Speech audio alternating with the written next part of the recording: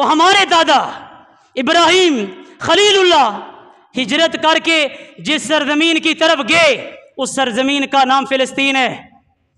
لوط علیہ السلام کو میرے رب نے عذاب سے بچا کے جس سرزمین کی طرف میرا رب لے کر گیا اس سرزمین کا نام فلسطین ہے۔ اللہ کے نبی مسجد حرام سے اسراء کرتے ہوئے میرا رب مسجد حرام سے اٹھا کے راتوں رات جس سرزمین کی طرف لے کے گیا وہ سرزمین کا نام فلسطین ہے۔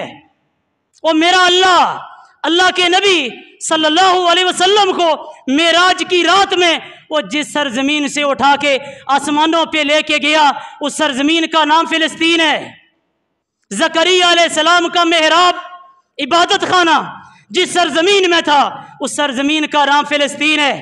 داؤد علیہ السلام سلیمان علیہ السلام کا مسکن جو سرزمین رہی وہ اس سرزمین کا نام فلسطین ہے۔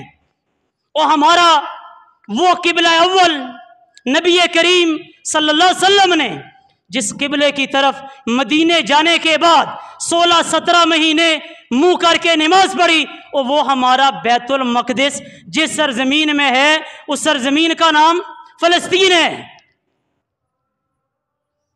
صرف اسلام کا رشتہ نہیں، ہمارا تو زمینی رشتہ ہے، یہ زمین ہے ہی ہماری ہے۔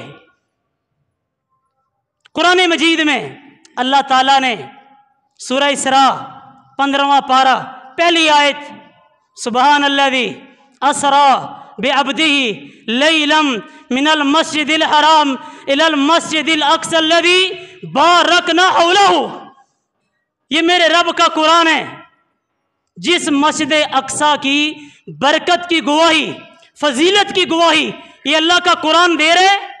آج وہی مسجد اقصی ہے کہ جو رو رہی ہے، وہی مسجد اقصی ہے کہ جس کے رہنے والے لوگ مظلوم ہیں اور مسلمانوں کی بے حسی پہ افسوس ہے۔